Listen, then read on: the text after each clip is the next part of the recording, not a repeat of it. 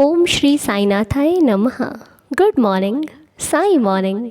आइए शुरू करते हैं आज का नया दिन। आइए मिलकर प्रार्थना करते हैं, बाबा से अरदास करते हैं और इस नए दिन की प्यारी सी शुरुआत करते हैं। बाबा की असीम कृपा से हमारी ज़िंदगी में हर एक दिन खुशी से बीत रहा है और खुशी से आ रहा है। जाने वाला दिन बहुत कुछ सिखा कर गया और जो आने वाला है वो क्या सिखाएगा ये बाबा जानते हैं। तो चलिए बिल्कुल खुशी के साथ, बिल्कुल प्यार के साथ, विश्वास के साथ आज के दिन की शुरुआत करते हैं। आशा करती हूँ कि आप सब लोग बिल्कुल स्वस्थ होंगे, बिल्कुल अच्छे होंगे और धीरे धीरे अच्छे होते चले जाएंगे। ठीक है, क्योंकि हम सभी ने अपनी ज़िंदगी में वो बीज बोना शुरू कर दिया है जो बाबा के नाम का है और वो धीरे धीरे बड़ा होगा।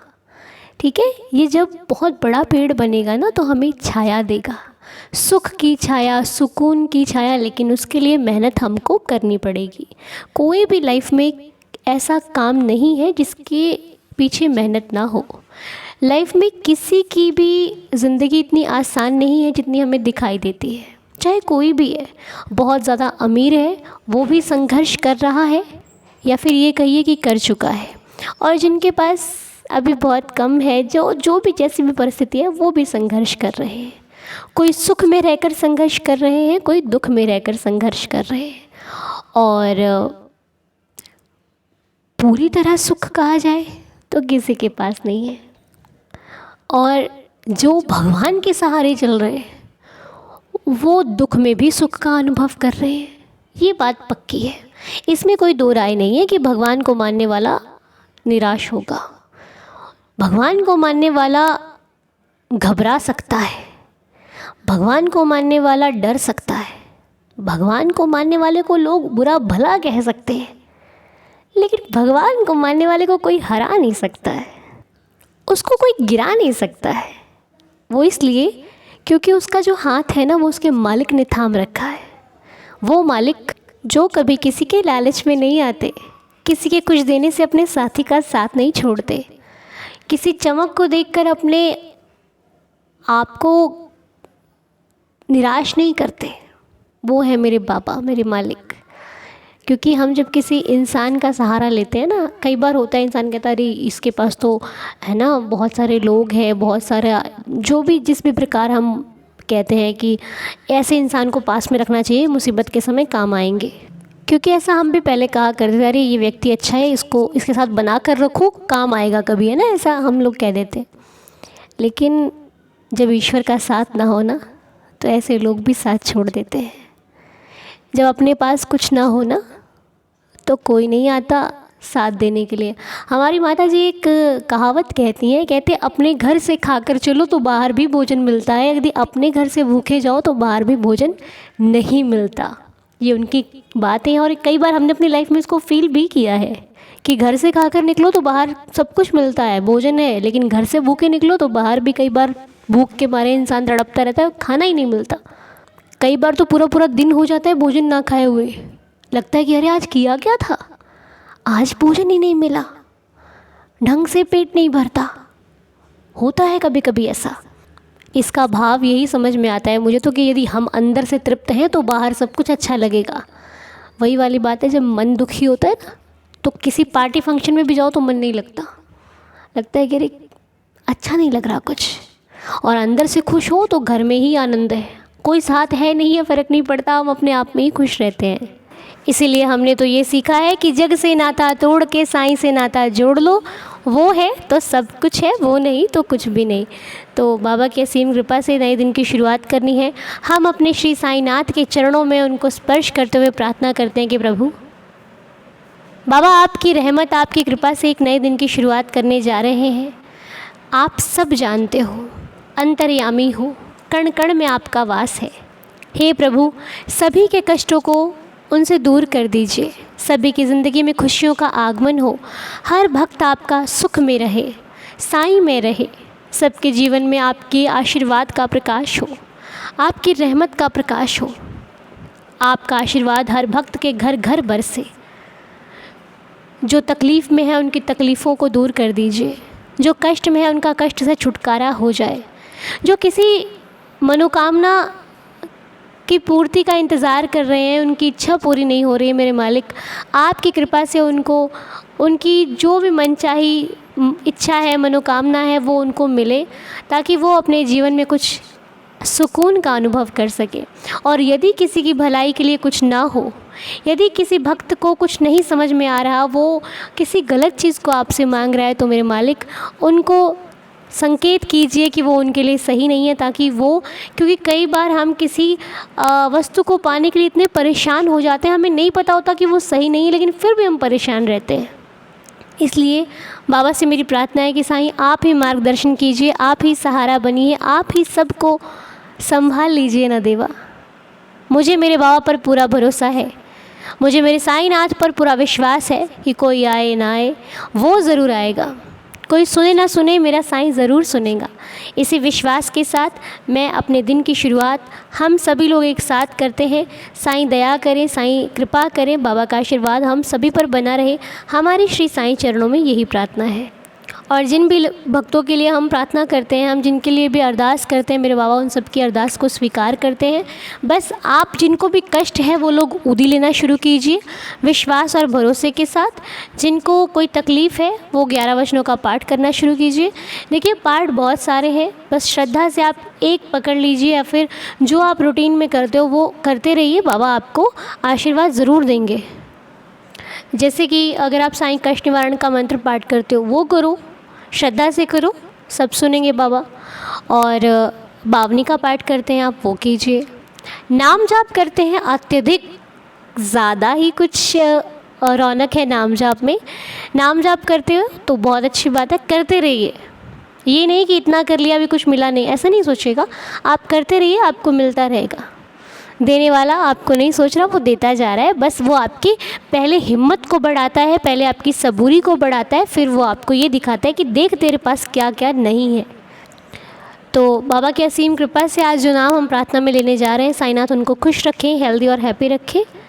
और सुमन लता जी का कमेंट था, वो किसी के लिए प्रेयर करवाना चाहते हैं, बच्ची साक्षी। तो हम साक्षी के लिए प्रार्थना करते हैं, देवा साक्षी पर अपनी कृपा बनाए रखिए, उनके जीवन में खुशियों का आगमन हो, लाइफ में जो कुछ भी चाहते हैं मेरे बाबा की असीम कृपा से उनको प्राप्त हो, हमेशा खुशियाँ बनी रहें, साईं आशीर्वाद बना रहे। जय जय साईनाथ। और एक और नाम है जो सेम नेम है, लेकिन उनकी लाइफ में भी कुछ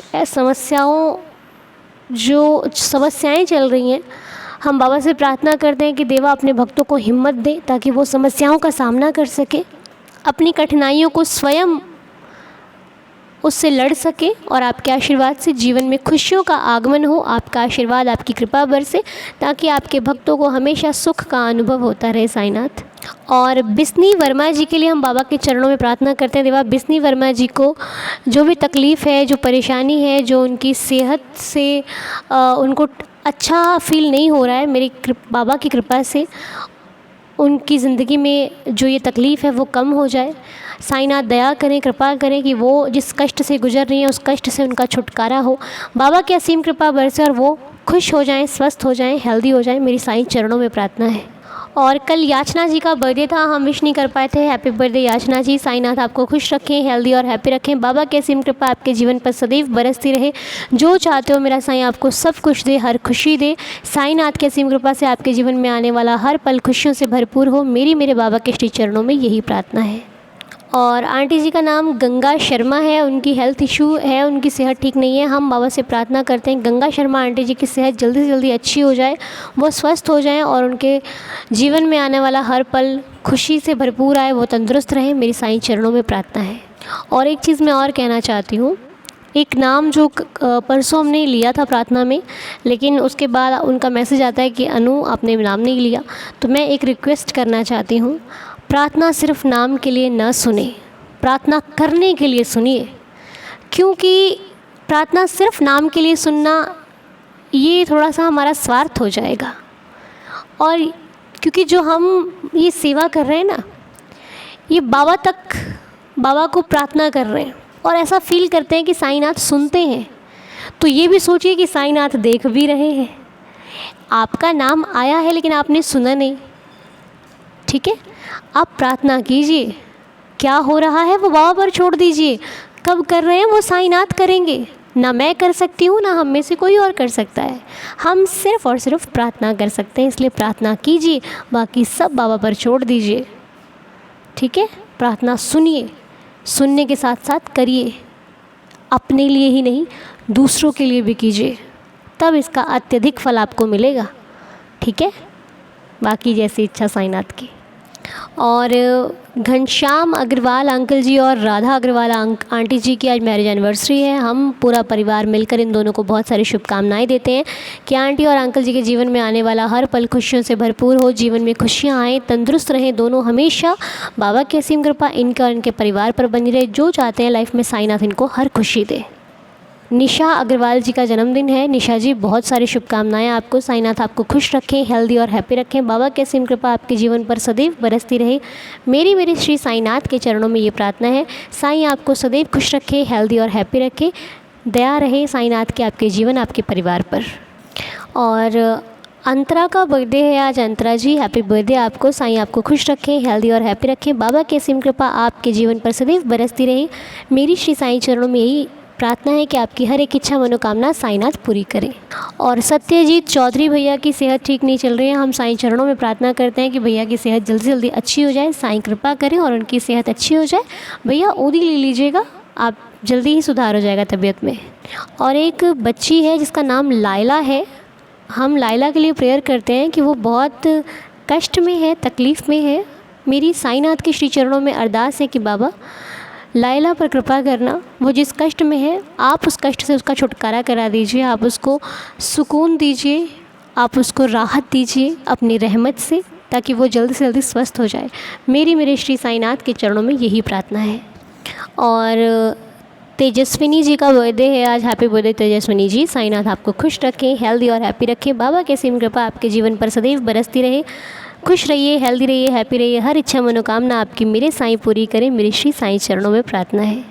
और एक नाम है राजीव दीक्षित जी, जिनकी सेहत अच्छी नहीं है, बहुत तबीयत ख़राब है। मैं बाबा से प्रार्थना करती हूँ राजीव दीक्षित जी की सेहत में सुधार हो, वो जल्दी से जल्दी स्वस्थ हो जाएं। बाबा आपका आशीर्वाद उनके और उनके परिवार पर बरसे। जो तकलीफ़ उनके जीवन में चल रही है उससे जल्दी ही छुटकारा हो और वो सदा सदा स्वस्थ रहें। और ये थे प्रार्थना के कुछ नाम।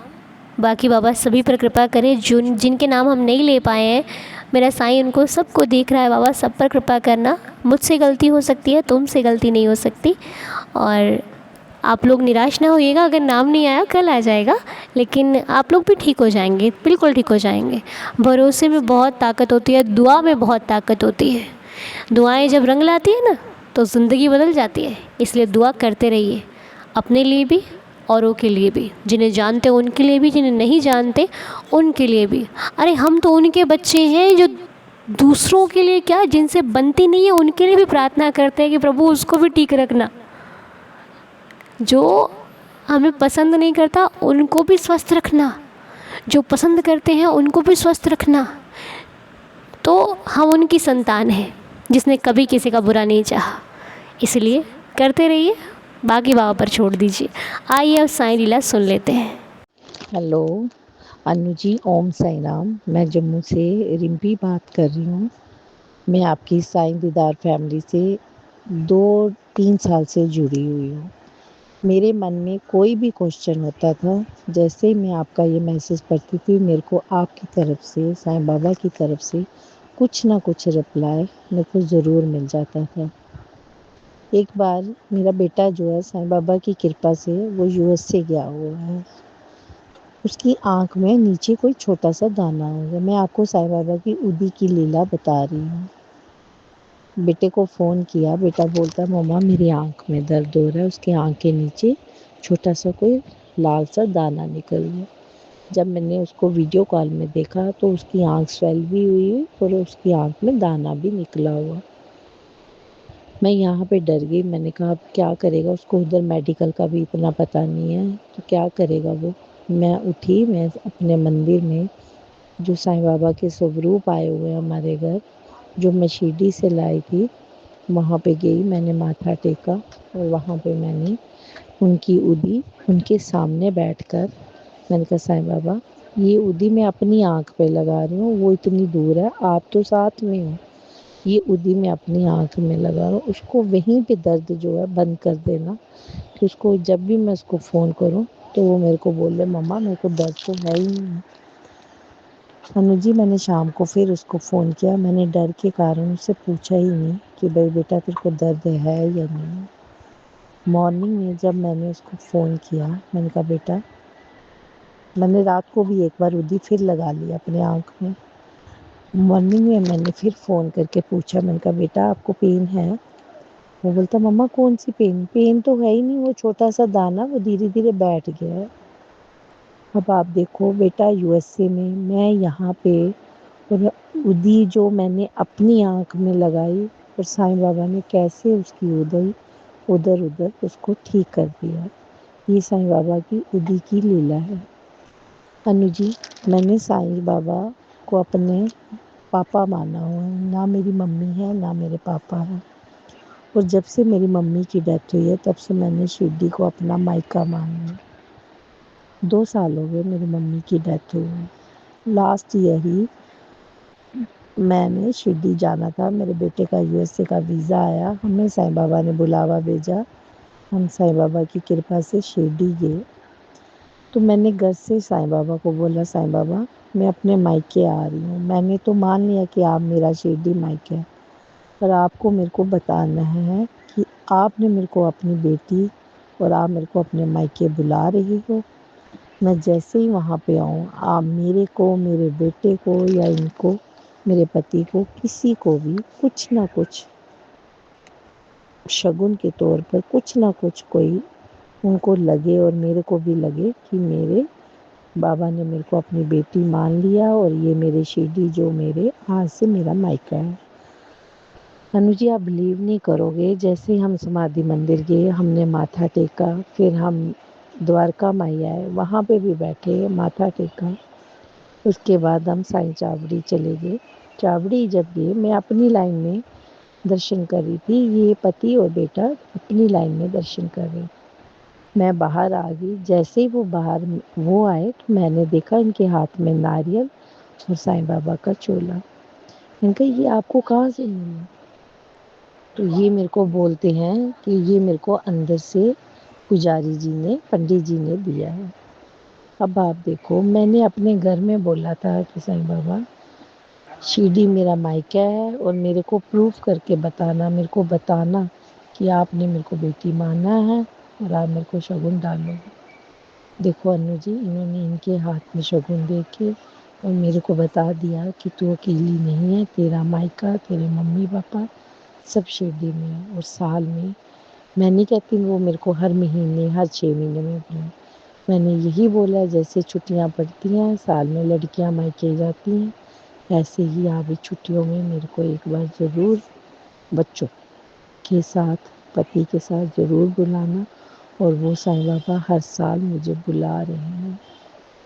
ओम साईं राम, जय जय साईं राम।